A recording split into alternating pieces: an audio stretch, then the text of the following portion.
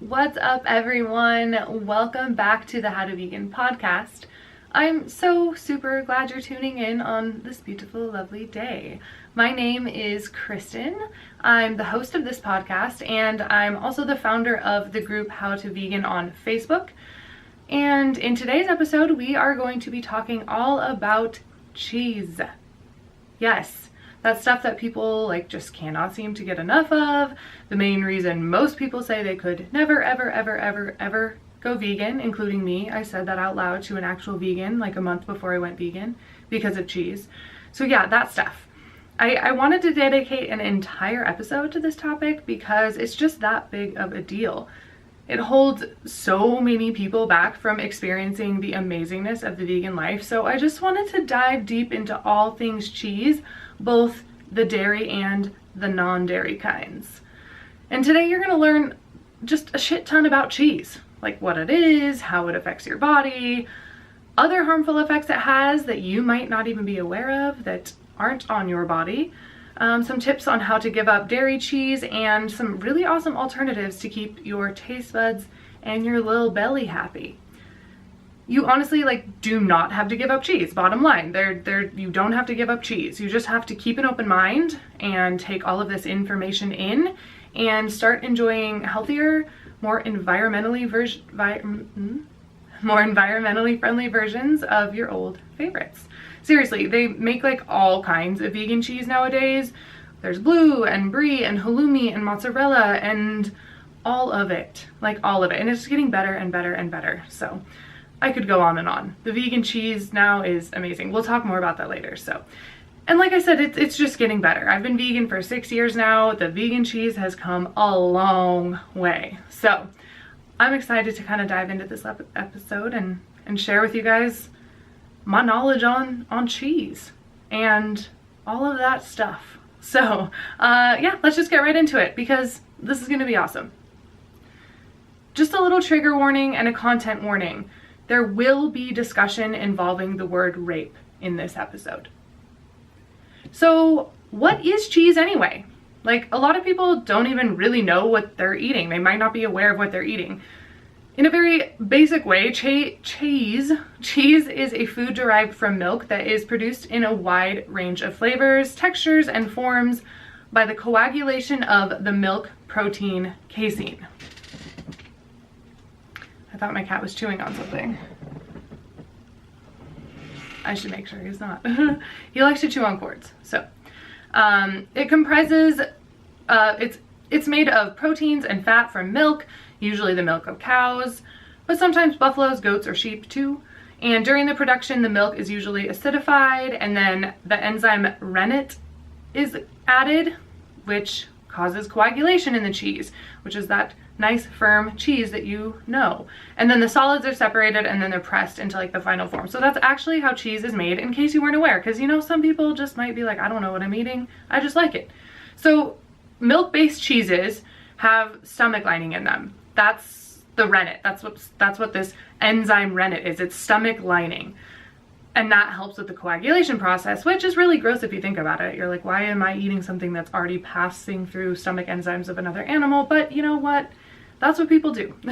So along with the stomach lining, cheese is also just super loaded with artery clogging saturated fat and cholesterol. But we're going to talk more about the health stuff in a bit because it's really important. So, but just bottom line, most people honestly don't believe that dairy is a bad thing because an animal doesn't have to die in order for you to get it. And that's how my mindset was before I went vegan. I was vegetarian and I thought I was making a huge difference. I was like, oh my gosh, and you still do, but the dairy industry is actually so much worse than the meat industry.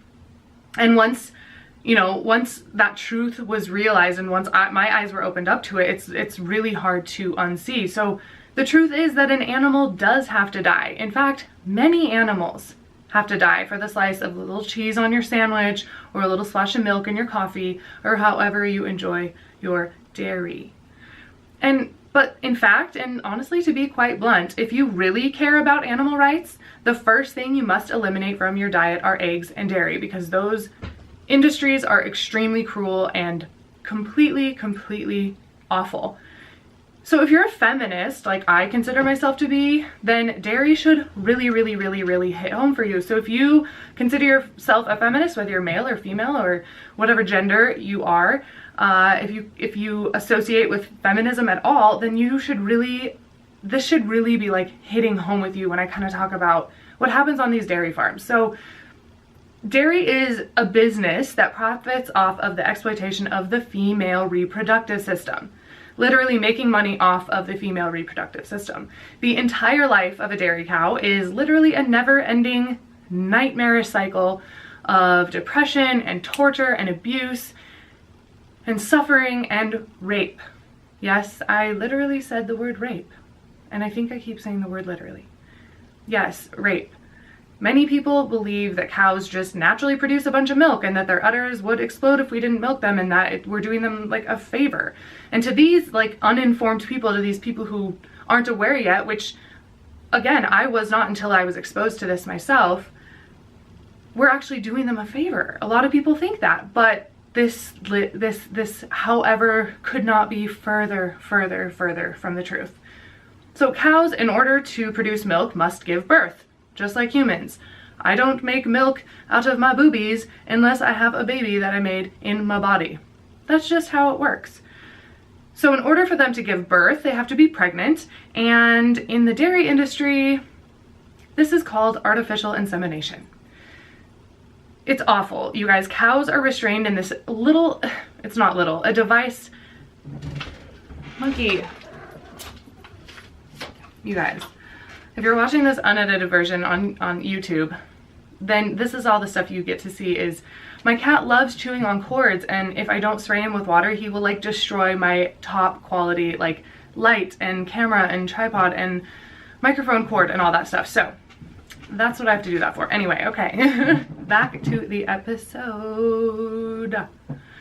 So cows are restrained in a rape rack, which is this awful torture device where they can't move, and then someone shoves their arm down their ass, down their anus, to position the uterus correctly, and then they insert a metal instrument into the female cow's vagina and they artificially inseminate them. So if this was done to a human, it would be called rape. But because it's done to a cow, it's called artificial insemination. See all these terms that they start to use that once you realize what it is, you're like, wait a minute. And I don't care what species you are, that shit is 100% rape. And then after the calf is born, this is just horrible as well, the calf is immediately taken away from its mother, leaving them no time to bond, like just ripped away from its mother. And I've seen videos of those cows crying for each other. I mean, they want to be together. They are supposed to bond. The mother is supposed to give that cow its milk, and they are ripped apart and never to see each other again. And humans get the milk that's made for that baby cow, and then baby cows usually get some sort of formula because humans need the milk, not them, right? So you start to see that it's just not making sense.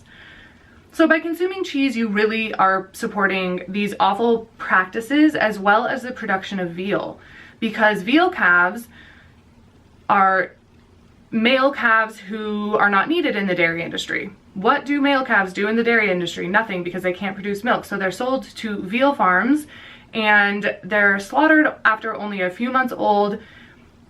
And they're slaughtered for their like really white, tender flesh because they are constrained and restrained in these tight little cages where they cannot sit down, lay down, move, because they can't get their muscles to be toughened up. They want them to be really soft because that's what people like to eat. So these calves are a couple months old. They've never had love. They've never been cared for. They've never been nurtured. And this is where your money goes every time you buy a dairy product, whether it's milk or cheese or butter or anything else made with dairy. You are supporting these practices when you buy that stuff. And just the reverse, the flip side, you can choose not to by not buying that stuff. So it's awful for the animals. The production of cheese, that's why I don't eat cheese. As soon as I found out what happened, I was like, I'm done. I'm not eating that anymore. I'm not contributing to that. I can't do it. I I cannot do it. It's not worth it. My taste buds aren't worth it. My choice has a victim, and that victim's life and will to be alive and desire to be happy and free and comforted and loved means more to me than a little bit of cheese on my salad. Especially because now I can make vegan cheese and it's just as delicious and way healthier as well. And not, you know, we've talked about the ethics, we've talked about the health a little bit, we'll touch on that more in a second, but environmentally, cheese is really bad as well.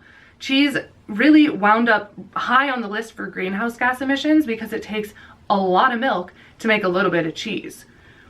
And dairy cows release large amounts of methane, which is a worse greenhouse gas than carbon dioxide. And that's not even taking into consideration the amount of feed and the amount of antibiotics that the cows need. I think I mentioned in another episode that about 80% of our antibiotics in the United States are going towards animals in factory farms. So you're also eating that when you eat these dead animals as well. And then the room that these animals take up too. So much land space is taken up by these animals that eat these plants, which have to be grown as well. So the space used to grow the plants that they're fed, as well as the actual animals themselves, take up so much room and land, and it's so bad for the environment, you guys. They're destroying rainforests, they're destroying such amazing, beautiful parts of this planet to house animals, which harm our bodies, harm the environment, and harm the animals because they die for no reason at all. So if you think you can't give up cheese, you're not alone. You're really not alone. A lot of people are like, I can't give it up. I can't give it up. Why should I give it up? I don't really care about animals. I don't really care about the environment. But a lot of people care about their health. A lot of people care about their health. And bottom line, you don't need milk. It's just a fatty fluid from a cow that has been processed and flavored and a lot of salt added to intensify the addictive reaction in you. Cheese is addictive, and this is why I wanted to devote an entire episode to this, because it's different than some of the other stuff that people feel they have to give up when going vegan, or they choose not to eat anymore, because there are things in cheese that are straight up addictive, and it's for a reason. You know, the calf is supposed to want to drink the milk from its mother. When it does that, you know, it bonds with its mother, it feels happy, it feels really good. So that's the reason that it's the kind of this addictive substance. But you are not a calf. You can live without it. You will feel and probably look pretty damn amazing as a result. And like we talked about earlier, you will be doing like the easiest animal activist work possible by not contributing to the exploitation of dairy cows, because they're treated so badly, like we just kind of talked about. So again, if you're a feminist, if you're into, you know, anything environmental, if you just don't want to contribute to that negative vibe on the planet, then I would highly recommend trying to do without cheese. It's just not good.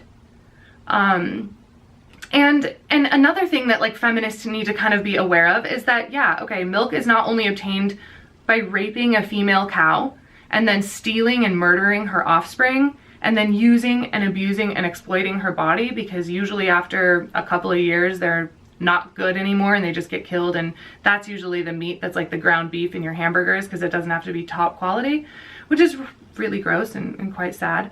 But milk also causes the #1 killer of women in America, which is breast cancer. There has been links showing that it is definitely tied to that. The 3 biggest causes of breast cancer are animal protein, fat, and estrogen.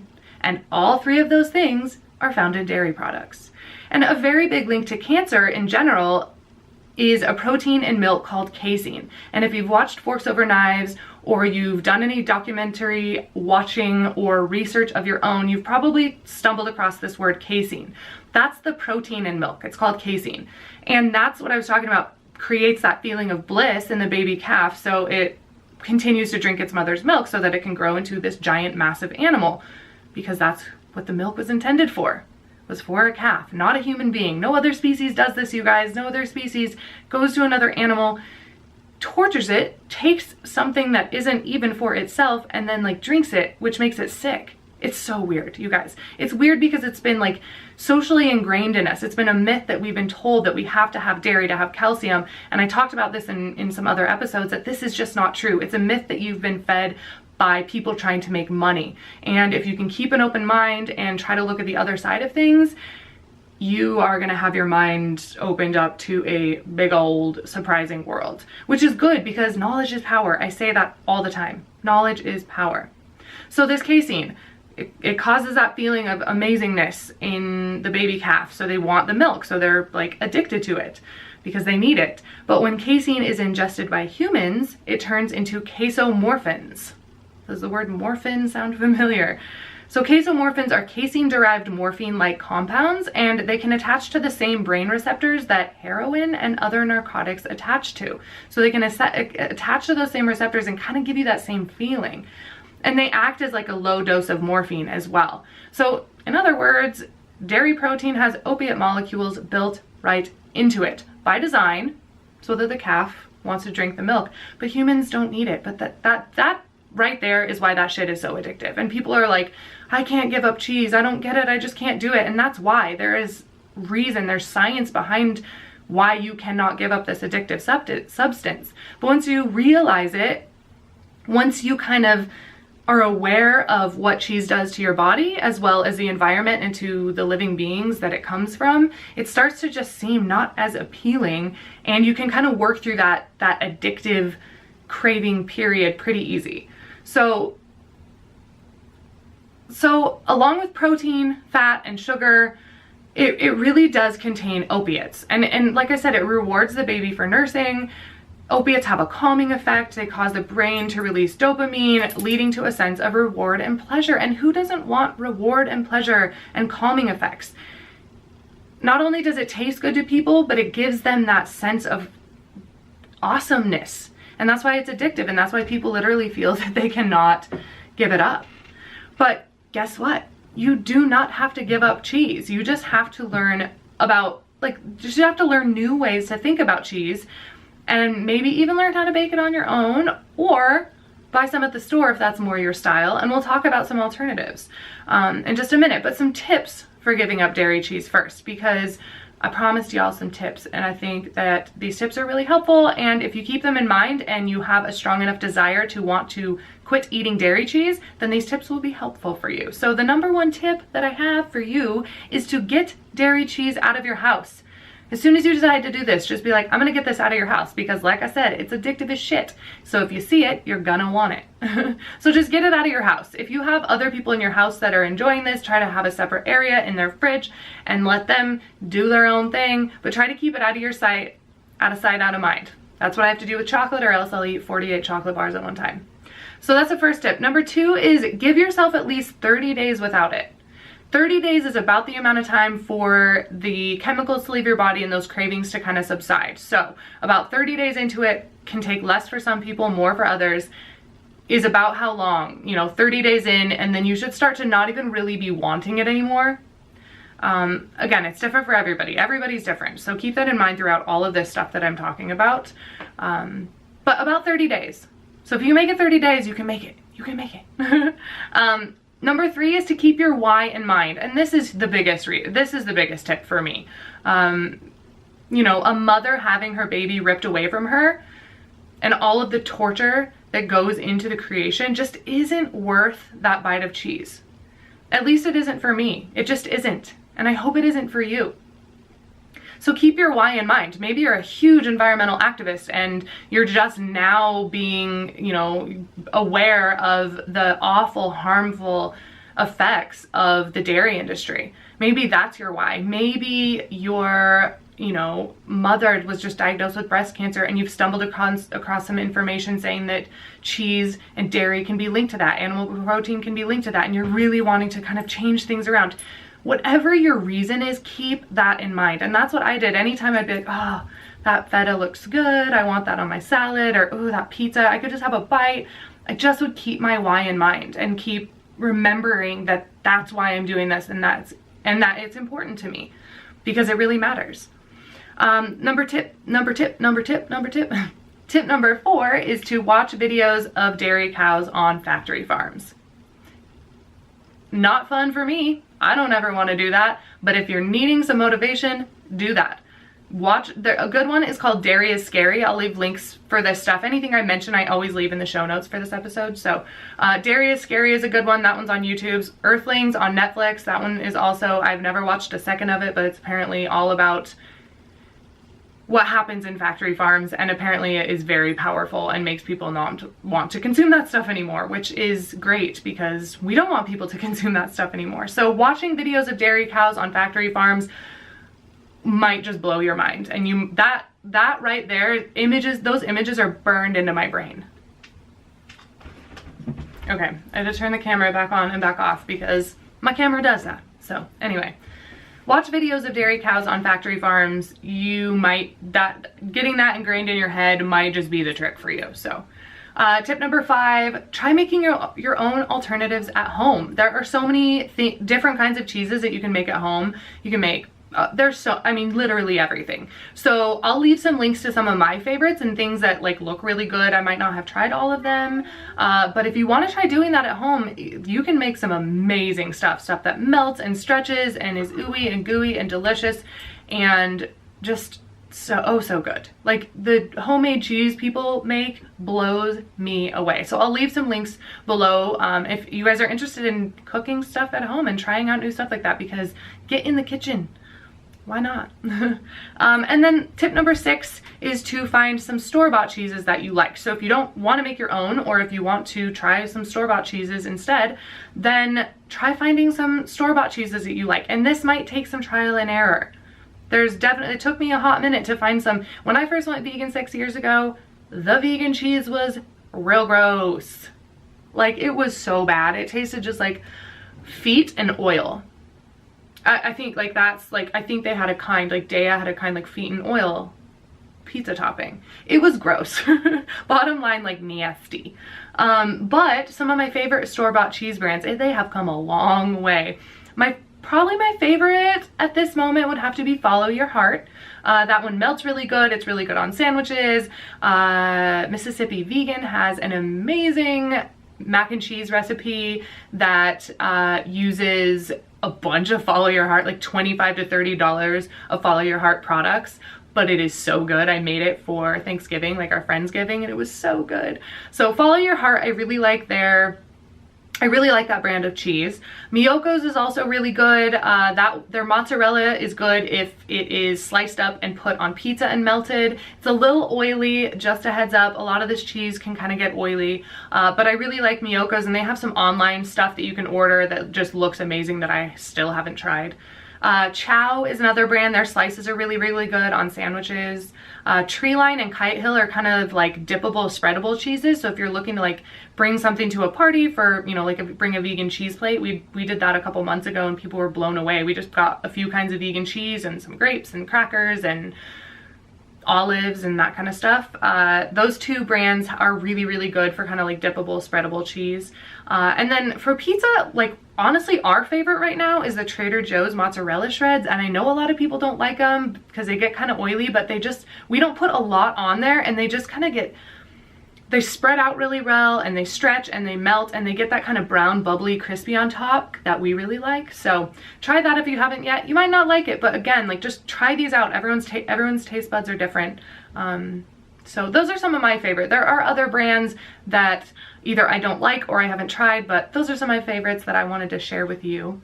And if you're wanting to make some homemade stuff, I have some recipes that I will link in the show notes. I have this amazing vegan boyfriend cheese sauce, which is amazing on mac and cheese, so good.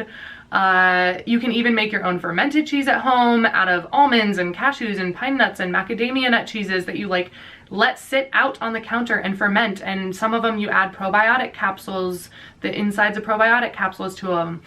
I haven't done this because you need kind of like a dark, cool area to store it. But now that it's winter time here in Boise, maybe I'll try to make some cheese. I know some of my friends have made it and it just turned out amazing. So I just haven't done it yet. I've made certain kinds, but not like a nice fermented one that you like leave out, but I want to try it. So if you guys have any suggestions of ones like that I should try, then head on over to the How to Vegan Podcast YouTube channel and find this episode and drop a little comment for me. So I love connecting with you guys there. So bottom line, just remember that you are responsible for your actions, and knowledge is power. I always say it, knowledge is power. The more you know, the more you can align your thoughts with your beliefs and your morals, and you can start to truly make a difference in this world. And I know it sounds cheesy, like make a difference in this world, I care about the planet, but like this is real shit, you guys. Our planet is kind of like crumbling, and if we want the future to be better than that, then we have to do something, and if we have the knowledge, then we have the power to do it. If you care about the planet, if you care about the well-being of animals, if you care about your health, then you will stop eating dairy products, or at least starting to reduce and try to eventually eliminate. You have to do it your way. This is your journey. But cheese just isn't worth it, you guys. It's addictive, and once you realize you're in the addicted trap, you can start to get out of it. You don't have to buy into the brainwashing that you have endured your entire life. Lies that have been perpetuated to make people rich AF. All while other people who aren't rich AF, animals and the planet are suffering. And you can vote with your fork. You can vote with your dollar. You get to decide what you support. And once you start to realize how important all of this stuff really is, you start to see that you can live without that nasty ass cheese that you really like once loved so dearly and said, I could never go vegan, I couldn't give up cheese. Every vegan has once said that, I guarantee it. and trust me, I'm not saying I never miss cheese anymore. It doesn't sound good sometimes. There are times when I'm like with friends and they ordered a pizza and it shows up all hot and bubbly and I have nothing to eat and it looks good. It's just, sometimes I'm like, yeah, I want a bite of that. But then I remember my why. And I just can't contribute to the horrible things associated with that coagulated, antibiotic-filled, pus-filled milk from a completely different species. I just can't. So yeah, I hope that you might have found a little bit of inspiration to step away from the cheese as well. From all dairy products, from all animal products.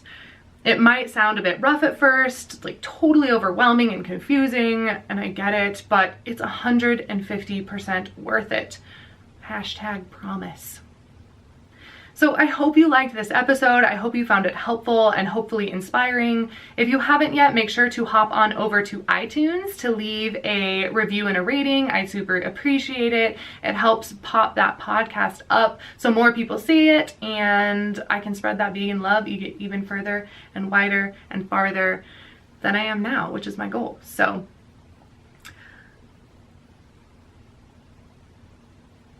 lost my place. And make sure to check out the unedited version of this episode and all of the other episodes on the How to Vegan Podcast YouTube channel. And like I said, feel free to leave a comment or ask me any questions you might have for me about this or about kind of anything. It's a really great place for us to connect and kind of chat. So, and you get to see my face. So if you're listening to this without my face and you want to see my face, then there will be a link for that in the description and you can hop on over there and subscribe to that channel and watch the unedited versions because they're super fun and you get to see me mess up and all of that fun stuff.